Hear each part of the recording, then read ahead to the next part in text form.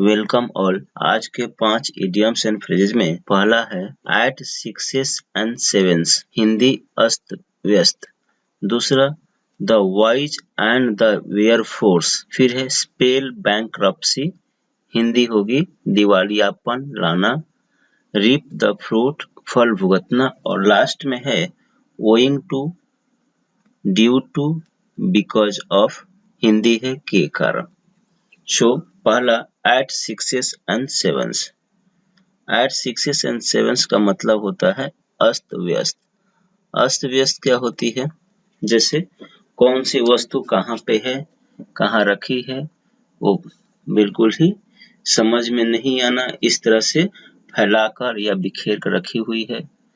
दूसरा अस्त व्यस्त चेहरे का भाव भी हो सकता है, बहुत घबराया परेशान सा, उसे भी अस्त व्यस्त कह सकते हैं। तो एट सिक्सेस एंड सेवेंस क्यों अस्त व्यस्त के लिए? तो पहले डायस का खेल चल रहा था। डायस मतलब पासा का खेल चल रहा था। उसमें 6 और एक साथ 2 पासे फेंकने पड़ते थे। तो अगर 6 आ गया या 7 आ गया, दोनों पासों का जोड़, तो काफी अधिक मुश्किल की बात थी जिनको आता था।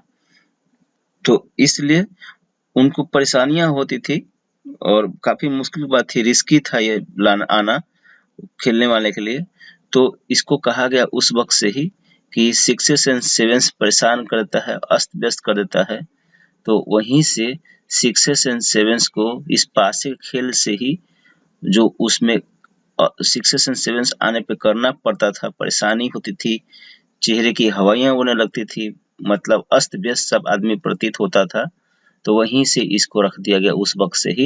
एट सिक्सेस एंड सेवेंस की हिंदी हम अस्त व्यस्त लेकर चल रहे हैं। जैसे आफ्टर एग्जाम के बाद राम्स बुक्स वर, राम के किताब थे। एट सिक्सेस एंड सेवेंस अस्त व्यस्त, एग्जाम के बाद राम के किताब अस्त व्यस्त थे। फिर उसके बाद the whys and the wherefores. Why का मतलब जानते हैं क्यों, और वेयर फोर के मतलब आप जानते हैं क्या, जो व्हाट होता है वही। तो जब हम क्यों क्या पूछते हैं, इसका मतलब क्या कि किसी विषय का कारण पूछते हैं। तो इसलिए the whys and the wherefores की हिंदी होती है कारण। जैसे Ram does not know, Ram नहीं जानता है। The whys and wherefores कारण ऑफ हिज फेल्यूर, अपने असफलता का, इन द इंटरव्यू में। राम इंटरव्यू में अपने असफलता का कारण नहीं जानता है। ये हो गया the whys and the wherefores का use.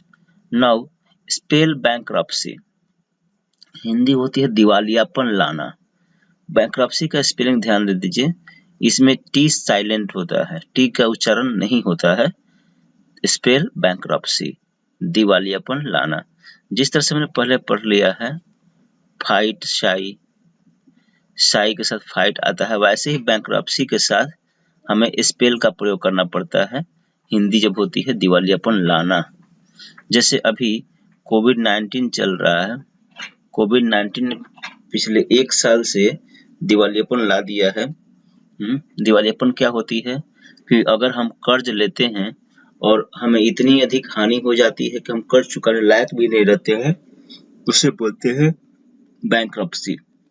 Covid has spelled bankruptcy, कोविड-19 ने दिवालियापन ला दिया है।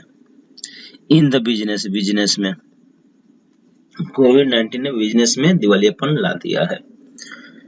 Now 139th is reap the fruit. Reap the fruit का मतलब फल भुगतना। आप जानते हैं रीप मतलब फसल काटना होता है, और फ्रूट मतलब समझ रहे हैं फल, मतलब फल काटना, फल भुगतना एक ही जैसा है, हिंदी ऑलमोस्ट एक जैसा। तो रीप द फ्रूट, फल भुगतना। तो everybody reefs the fruit of his actions, सभी लोग फल भुगतते हैं अपने, हिज एक्शंस मतलब अपने कर्मों का, सभी लोग अपने कर्मों का फल भुगतते हैं। ये हो गया रीप द फ्रूट। नाउ आप जानते होंगे इन तीनों में से किसी एक को, owing to, due to, because of, तीनों की हिंदी एक ही होती है। अगर तीनों को जानते हैं तो अच्छी बात है, एक को जानते हैं तो बाकी जान लीजिए। ओइंग टू, इसको बोलते हैं owing, owing. Due to, because of.